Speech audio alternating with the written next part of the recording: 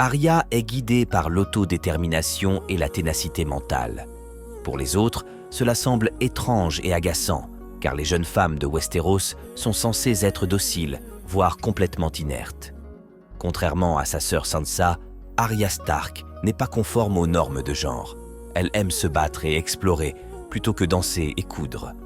Dans l'ensemble, la jeune Arya est mieux caractérisée comme une chercheuse de joie, quelqu'un qui apprécie les sensations nouvelles et excitantes. Elle aime la nature, la découverte et une bonne dose de risque. Des figures masculines plus âgées de sa vie, également bienveillantes, ont été essentielles à son développement, notamment son supposé demi-frère, en réalité son cousin, Jon Snow, son instructeur d'escrime Syrio Forel et son père, Ned Stark. Grâce à eux, elle apprend le leadership, le devoir et l'honneur. On pourrait reconnaître que le sens de soi d'Arya reflète la moralité et la disposition de ses mentors. Comme beaucoup d'enfants, Arya commence son voyage avec une forte conviction que le monde est juste et que les bonnes personnes l'emportent. La désillusion s'installe peu de temps après la décapitation de son père. Arya réalise qu'elle ne peut pas compter sur les autres. Elle doit puiser dans ses forces intérieures pour surmonter les véritables menaces de la vie, aussi brutales et périlleuses soient-elles. Bien que ce ne soit pas par choix, elle survit en se faisant passer pour un garçon et prouve être rusée et débrouillarde même dans les situations les plus dangereuses. Ce qui suit est une démonstration triomphante de l'autoréalisation et de la ruse. Se reconnectant à ses sentiments de vengeance, liés une fois de plus à sa mission, Arya est puissamment mortelle. En assumant l'identité d'une servante, elle assassine les fils de Frey et les sert à Walder Frey dans un pâté. Le fait qu'elle ait effectivement préparé une tourte remplie de personnes et les servi à Walder est une cruauté de niveau supérieur. Après avoir révélé sa véritable identité à Walder, elle enfonce brutalement un couteau dans sa gorge, vengeant fervemment sa mère et son frère.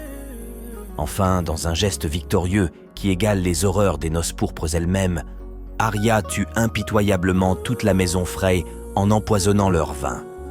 Bien qu'Arya soit audacieuse, trompeuse et violente, elle n'est pas désinhibée ou émotionnellement superficielle. Elle ne manifeste pas de psychopathie, qui se caractérise par un manque complet de remords envers les autres et une soif de violence simplement pour le plaisir et l'autogratification. En fait, Arya est toujours ancrée par les croyances et les valeurs inculquées par de bonnes personnes. Elle est intentionnelle. Ses actions sont motivées par une perte traumatique, un schéma d'une société injuste, une guerre qui a puni sa famille. Laisser le limier saigner à mort sur une montagne était une réédition de son propre traumatisme, une participation à la brutalité où elle a le contrôle et l'intériorisation inévitable de la culture de guerre impitoyable des hommes dans sa psyché. Bien qu'elle ait une tendance à la cruauté, Arya n'est pas différente de ses homologues masculins cherchant à rétablir l'équilibre et la justice dans le monde. Si Arya était un homme, il y aurait peu de remise en question de ses actions et moins de tentatives de la pathologiser. À son retour à Winterfell et à sa réunion avec sa sœur et son frère, l'étincelle d'Arya commence à ressurgir. Est-il possible que sa dette émotionnelle ait été réglée? Nous voyons même un aperçu de recherche de joie et d'énergie positive lorsque Arya s'entraîne avec Brienne.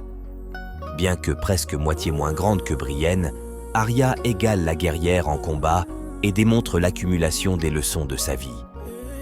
La récupération de son traumatisme est possible, et dans le cas d'Arya, cruciale. Si elle peut accéder à ses propensions pour une découverte saine de soi et construire des relations sûres, Gendry semble certainement prometteur, Arya pourrait encore être en mesure de surmonter les blessures invisibles qui pourraient autrement la hanter pour le reste de sa vie.